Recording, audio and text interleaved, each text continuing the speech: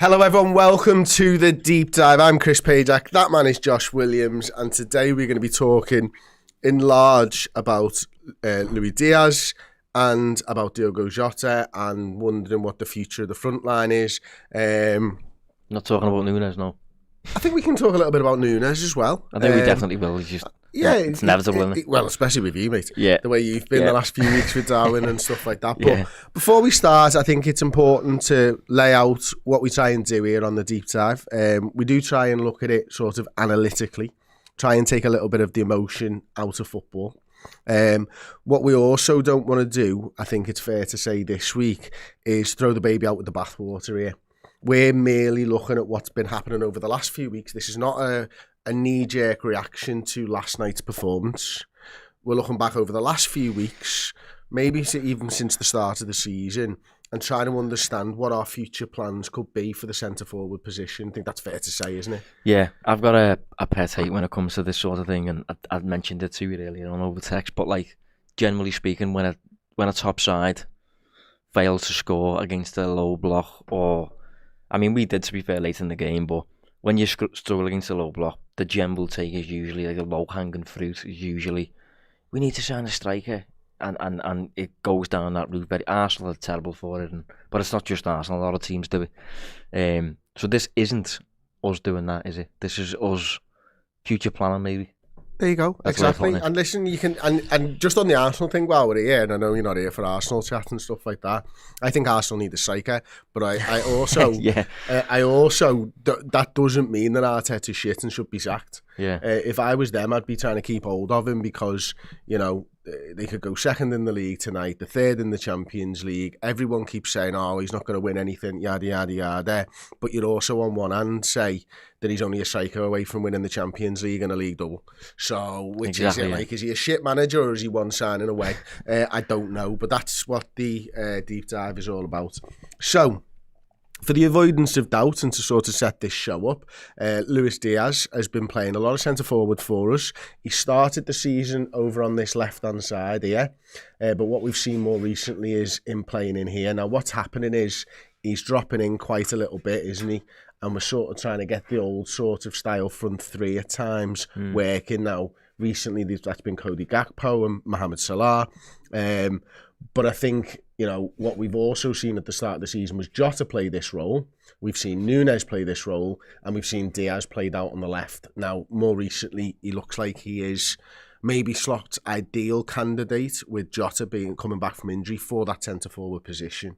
I said maybe a month or two ago to you that I think Slot is going to be pretty ruthless in the summer, and we're going to maybe see people shipped out that would probably surprise us at the start of the season. Diaz has been rumoured to be one of those players.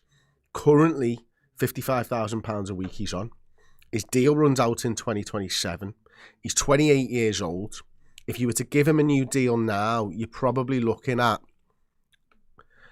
least a 2-year extension, which would take him up to 32 years old.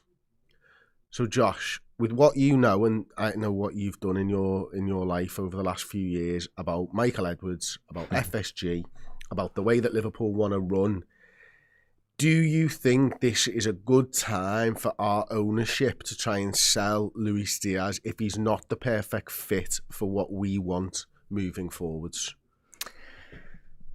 That's an interesting question, that. It sounds like you'd set me up there, like provided a bit of a tap in, but we haven't actually premeditated this answer or whatever, so I am answering this on the spot.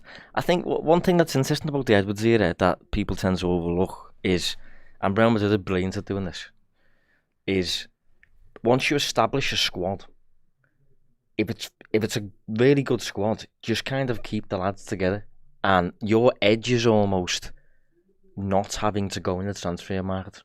And when you do, you hit a home run by getting in a belter, and it's dead easy in that.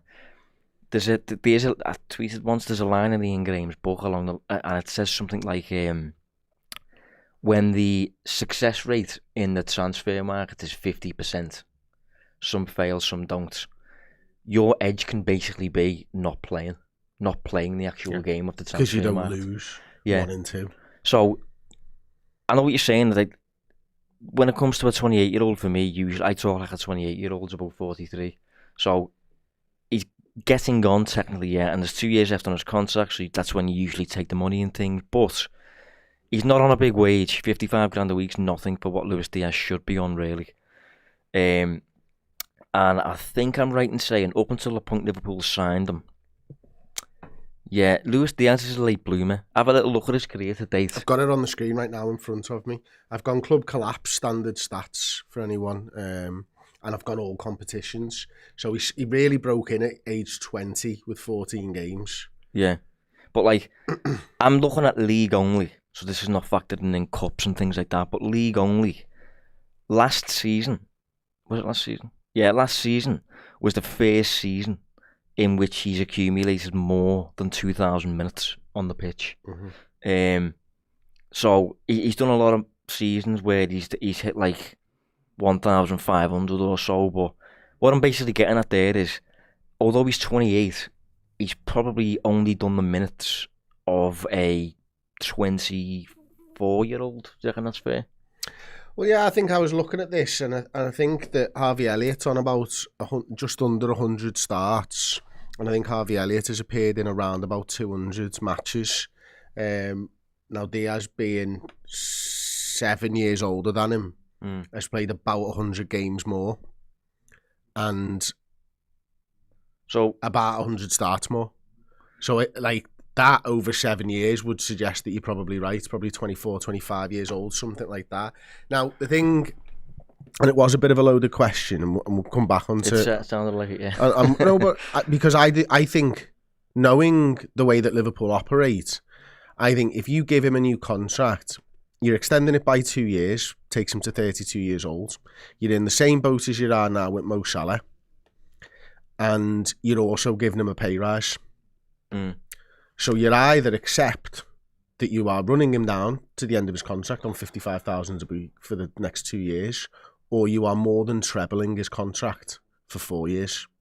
And I wonder whether our ownership, our football people, look at that as maybe a bad thing, and the 2-year mark is where you cash in.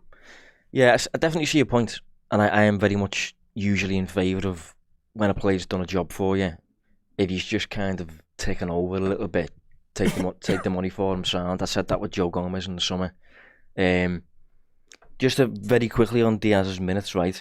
So I've just got Diaz's minutes up for his career in all competitions. This is all of his minutes. 19,700 minutes. 33, yeah. Yeah, so if we, in terms of 90s, that equates to about 219 full games. Yeah. Right. Jude Bellingham, for example. Jude Bellingham is 21 years old. Obviously, we know he's played a lot. 18,700 minutes. 208 full 90s. Diaz on 219 full 90s, despite being 8 years older. So sometimes you've got to, the age is a little bit deceiving and that. And I see a lot of people slating Diaz. I'm generally a bit higher on Diaz than a lot of fans of him, from what I've seen online and on the internet and stuff. I think the question for Diaz at the moment is, what's his spot? Exactly. I think that's probably the question, because we've been recently getting linked with Kvaratskhelia from Napoli. For me, my immediate thought with that was, right, you sell Nunes, you move Diaz to a 9, you play Kvaratskhelia and Gakpo was on the left. That was my immediate thought. Obviously, we didn't go through with it, but there's definitely uncertainty to do with Diaz's future. But me personally, I think I would lean toward positional uncertainty as opposed to whether he's going to get sold anytime soon. That's part and parcel of it, because he's now playing centre forward. Gakpo looks on the surface of things like the left winger. Now, you don't know whether he's the left winger because Diaz is the one who's got the skill set to play the number 9, or is he's the best? Gakpo is the best left winger in slot eyes for his system. Yeah, and that's your positional uncertainty. So I think that's really interesting. Moving on slightly then. So Cody Gakpo's 25 years old as well. That might factor into any future planning for that left-hand side. Yeah. and starting to hit the ground running. Equally, I think it's fair to say that Diaz is probably, looking at the numbers, on course for his best ever season in football. I think that should be said as well. Currently, got 12 goals and 2 assists. He's got 14 goals and assists. His best was his last season at Porto, where he had 20. So it looks like he's going to break through that barrier, maybe hit 25, maybe even 30 goals and assists if he has a little glut like he did at the start of the season. So I think that's important to take into consideration. Then I want to bring you over to Diogo Jota, because I think this is factors in, and then we'll do the sort of chat around it. In terms of Diogo, I could tell you exactly the same things I've just said about Diaz. He's 28 years old. He's got 2 years on his deal. This time he's on around 150, circa £1,000 a week. He'll be 32 if you give him a 2-year extension, except he's got injury issues. Yeah. Which you can't kind of forget about when you are thinking about whether Jota is someone that you want leading your line week in, week out, because you might not be able to live up to it. Yeah, I think Jota is a little bit more of a question. 2 reasons behind it, mainly for me, are... there might be 3 reasons actually. Let me just check how many minutes he's played over his career. I've got them up here if you want me. All competitions. He's played a lot more, hasn't he? 23,581 minutes across his career. And in terms of 90s, that equates to 262, so 43 more. Right, so I thought it'd be a little bit worse than that, so that's not too bad. But I think the 2 main things for me with Jota are, as you say, his injuries. That's a big one. And number 2, the fact he's currently already earning what Diaz would probably move to. Do you get what I mean? Yeah. So if Diaz is currently on 55, Jota's currently on 140. Jota moves up towards 200, whereas Diaz moves to 140, probably. So Diaz is a bit easier in that sense, certainly financially. Jota, again, I do think there's an element of keeping the squad together, because when he plays, he's boss. Fits with the playing style, knows the, got the club, and I was going to say knows the club then. God, that deteriorated, mate. Stop getting me on. I hate that line. Okay. Knows the club. Knows the club. Well, he's got 10 goals and assists in 10.790s this season as Diogo Jota. So he's having an impact. Exactly, he delivers, yeah. And he knows the club. Yeah. So inside and out. And the medical department. Yeah. He knows the canteen ladies and everything, doesn't he? The only thing I'd say is, I think with him, maybe you incorporate certain clauses, appearance-based things, and, a bit more of a goal bonus type vibe than you would with Diaz, because you kind of know with Diaz he's going to play all the time. He doesn't really get injured very often. With Jota, the way you can mitigate against, well, what if he just cripples and doesn't come back or something? You can guard against that with your contract. So both of them I like is what I'm getting at, really.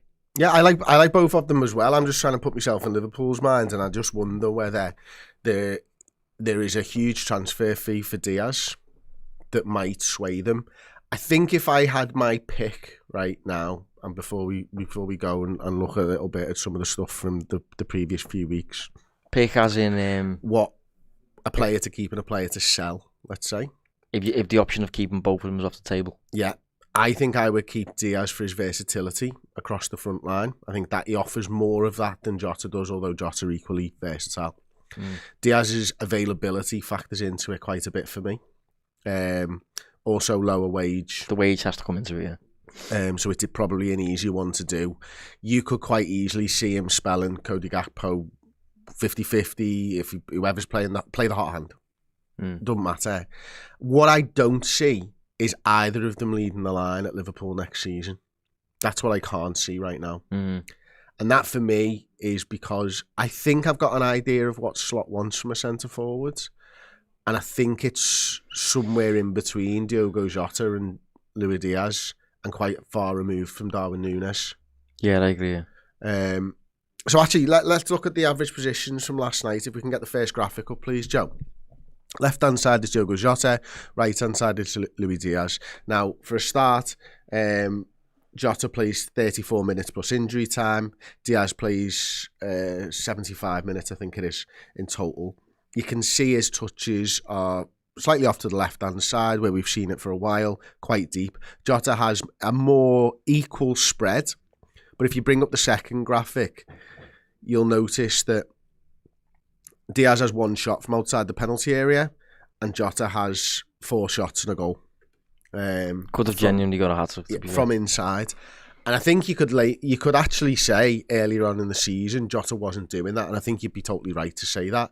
I think in the first stage of the season when we were integrating things, Jota wasn't getting shots off in terms of inside the penalty area, but it feels like he's understands it, certainly from last night's performance. So I think you want someone who drops deep like Luis Diaz, but can also get into the penalty area like Diogo Jota and finish those chances. Yeah, I agree. It's a shame we can't come up with some kind of hybrid there with them. Diaz was dropping really deep actually at times. Far too deep. And Don was just left up front on his own for large parts of the first half, and you're wondering what the hell is going on. Well, the thing is, we did touch on this recently on a show, but if we go to the board, if Diaz is dropping deeper, can we get the board up? Yeah. So if Diaz is dropping deeper like this, making those movements, there's your box midfield, your 4 in the middle that we've touched on so many times as being so important. And if you can establish that, number one, Trent can stay where he is, rather than doing inverted things, which he's still doing at times.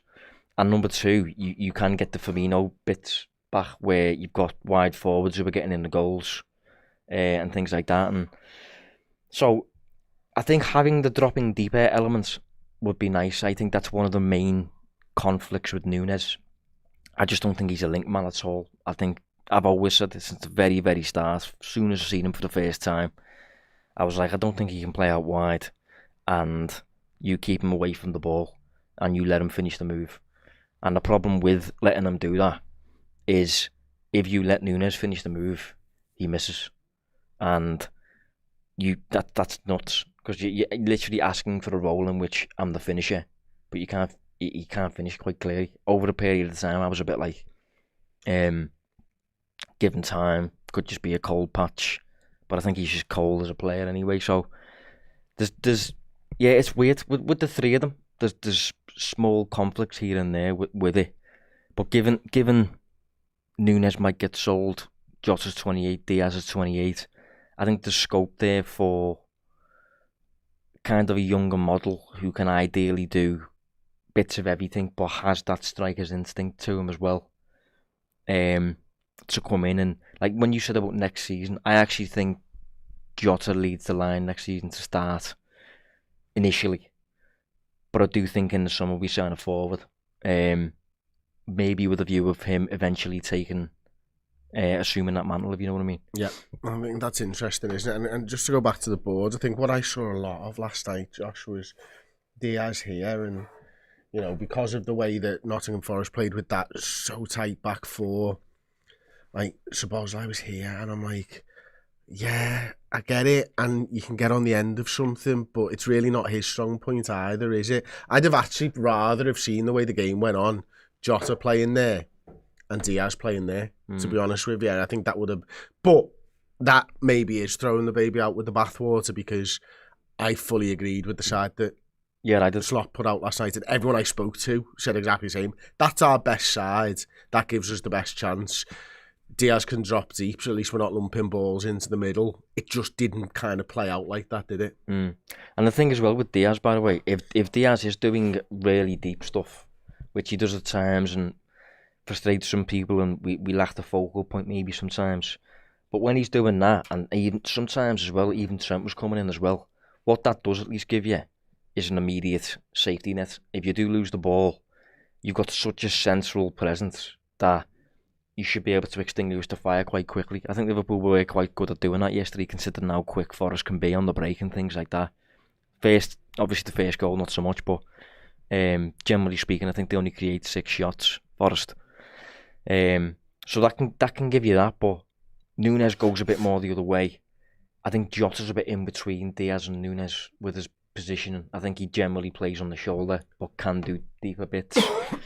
So Slot's definitely got options currently at the moment, but there's that question of like, what kind of striker does he want, and what's the plan moving forward? And the other thing for all of that is this man here, on the right-hand side. Mo Salah's going to have a lot to do with what happens to the centre forward positions. I think we're going to see probably at the very least one out from Núñez, Diaz and Jota in the summer. I think there's a potential that we see two of those leave. And we see two signings. Ready-made or we talking one ready-made, one young.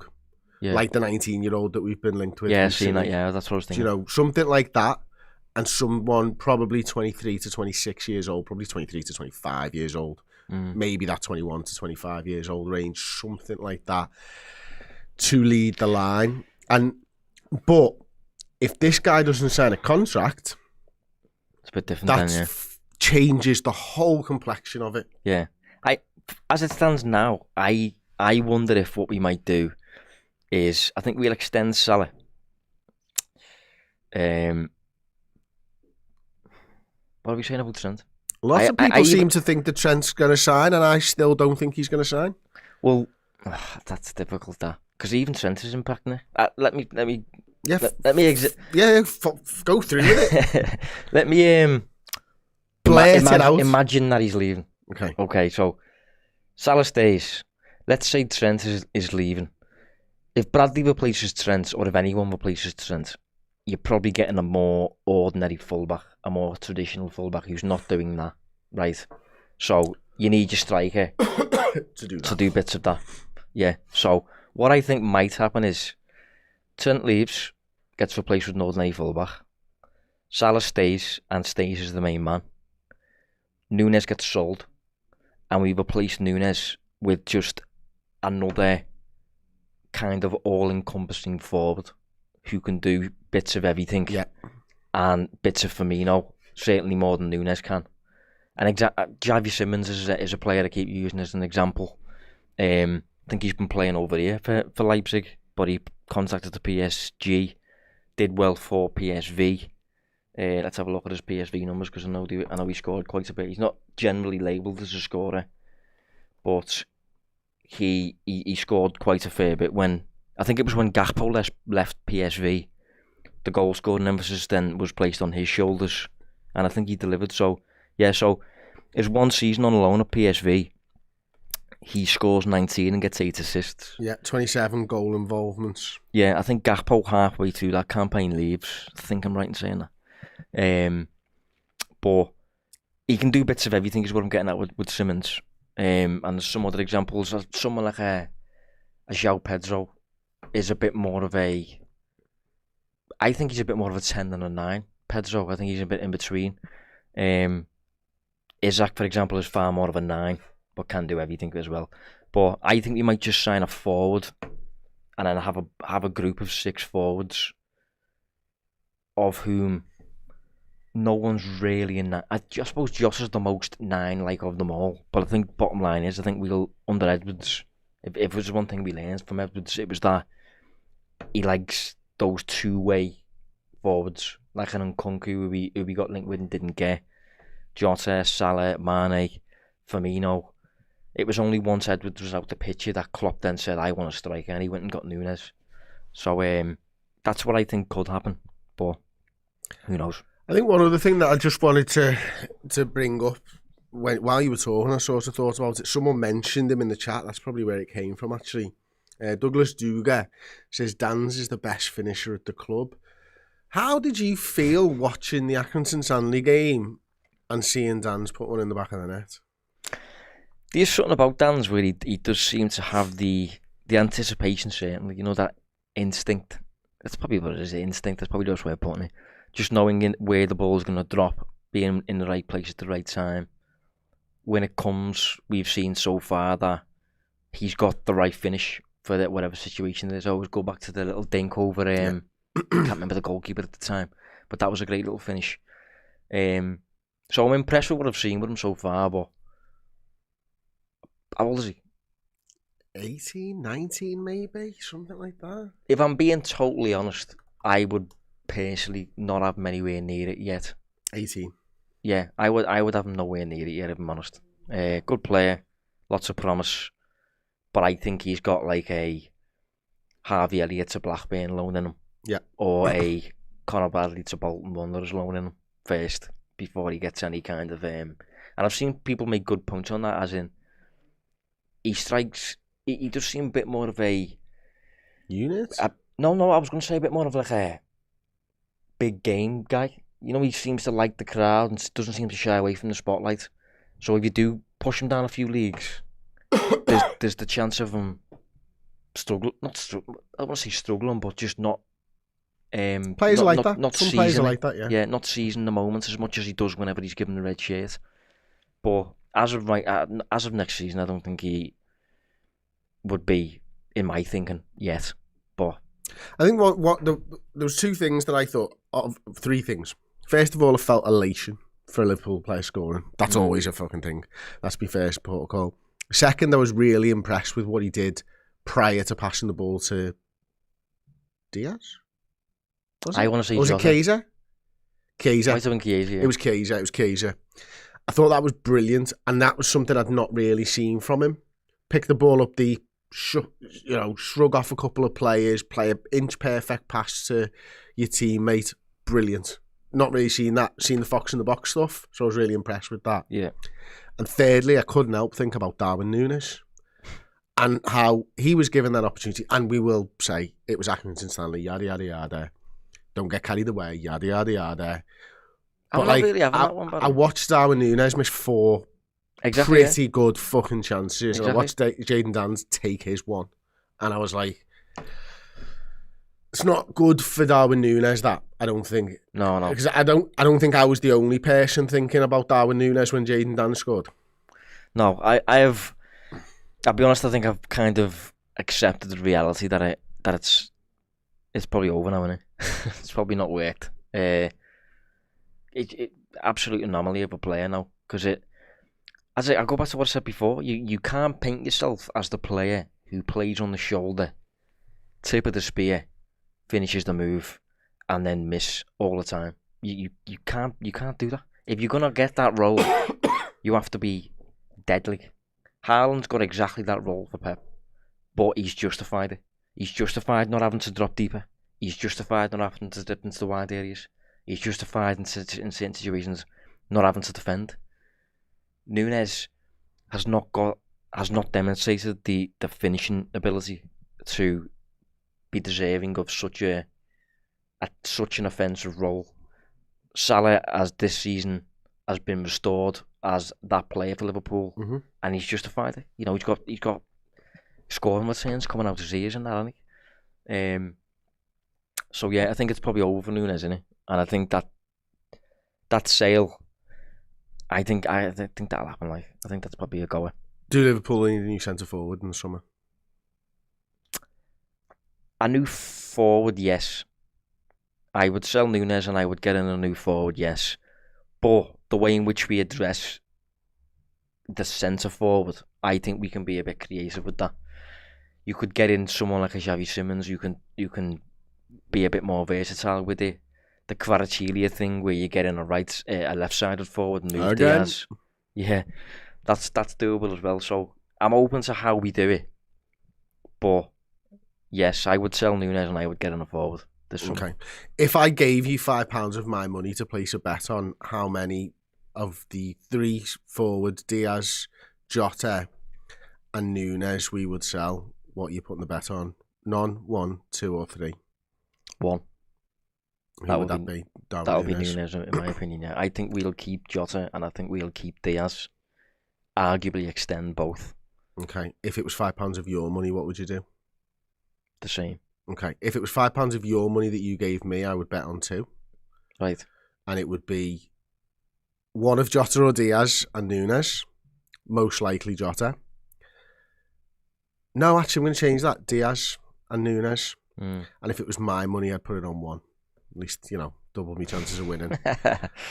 Yeah. Okay. I mean, 5 is a lot of money, like, to be fair.